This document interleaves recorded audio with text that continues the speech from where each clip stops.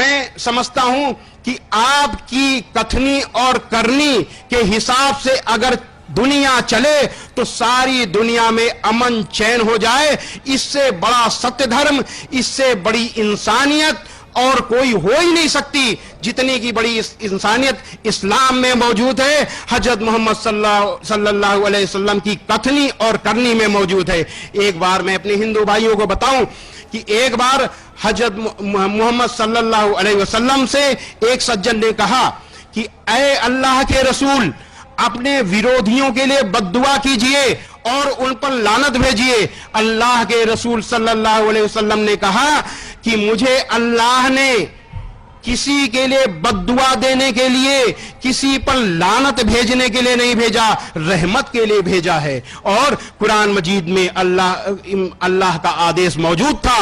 قرآن مجید کی سورہ 21 آیت نمبر 107 میں ہے کہ اے محمد، ہم نے تم کو ساری دنیا کے لیے رحمت بنا کر بھیجا ہے، کیول مسلمانوں کے لیے نہیں، ساری دنیا کے لیے رحمت یعنی دیالو بنا کر بھیجا ہے. اللہ کے رسول صلی اللہ علیہ وسلم قرآن کو اپنے کرموں میں اتار چکے تھے، اسی کے حساب سے چل رہے تھے. آپ نے فرمایا کہ مجھے کسی کے لیے بد دعا دینے کے لیے، کسی کے لیے لعنت بھیجنے کے لیے نہیں، بلکہ دیا کے لیے بھیجا گیا ہے. ایک بار آپ نے فرمایا کہ اپنے بھائی کے لیے چاہے وہ ظالم ہو یا اپنے بھائی کی مدد کرو، چاہے وہ ظالم ہو یا مظلوم. آپ سے پوچھا گیا اے اللہ کے رسول، اگر میرا بھائی مظلوم ہے تو ہم اس کی مدد کرنا جانتے ہیں، لیکن اگر وہ ظالم ہو جائے تو کس طریقے سے مدد کریں؟ آپ بتائیے. آپ کا حکم ہے، آپ کا حکم سراخوں پر، لیکن بتائیے کہ کس طریقے سے اس کی مدد کریں. آپ نے فرمایا اس ظالم کے ہاتھ پکڑ لو، یعنی اس کو ظلم کرنے سے روک لو اور اس کو دوزخ کی آگ سے بچا لو، یہ اس کی مدد کرو. یہ تھے اللہ کے رسول صلی اللہ علیہ وسلم. آپ نے ایک بار فرمایا، میں اگر ہندو بھائیوں کو بتاؤں، اگر کوئی میڈیا کے لوگ ہوں تو سمجھ لیں کہ اسلام کو دہشت گردی سے جوڑنا بالکل ویسے ہی ہے جیسے کہنا کہ سورج پورب سے نہیں پچھم سے نکلتا ہے. اسلام آیا ہے دنیا میں آتنکواد کو مٹانے کے لیے.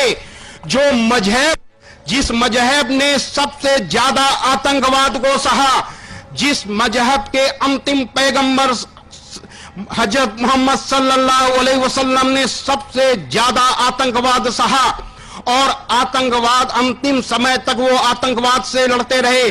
آپ نے کبھی بھی کسی بھی طریقے سے کسی بھی انسان کا دل نہیں دکھایا، کبھی بھی کسی سے کڑائی سے بات نہیں کی. ایسے مذہب کو آپ آتنکواد سے کیسے جوڑ سکتے ہیں؟ یہ پوری دنیا میں اسلام کے ساتھ سازش ہے. یہ سازش اس لیے ہو رہی ہے کیونکہ اسلام کے پرواہ کو روکنے کا پریاس کیا جا رہا ہے، اسلام کو پھیلنے سے روکنے کا پریاس کیا جا رہا ہے. سچا دھرم اگر پھیلتا ہے تو یہ سب سے بڑے دھرم کی بات، سب سے بڑی اچھی بات ہے. اور اس میں ہم کو کہنے میں کوئی بھی سنکوچ نہیں ہے کہ اس طریقے کی سازش کی جڑ ہندوستان میں نہیں باہر موجود ہے. یہاں اگر سازش ہوتی ہے وہ تو نیتاؤں کی سازش ہے، کیونکہ وہ ڈیوائیڈ اینڈ رول کی پالیسی سے اپنے مطلب کے لیے کام کرتے ہیں. لیکن دھارمک سازش یہاں پر نہیں، اس کی جڑیں باہر موجود ہیں. یہ ہندو بھائیوں کو سمجھنا چاہیے. تو ایک بار اللہ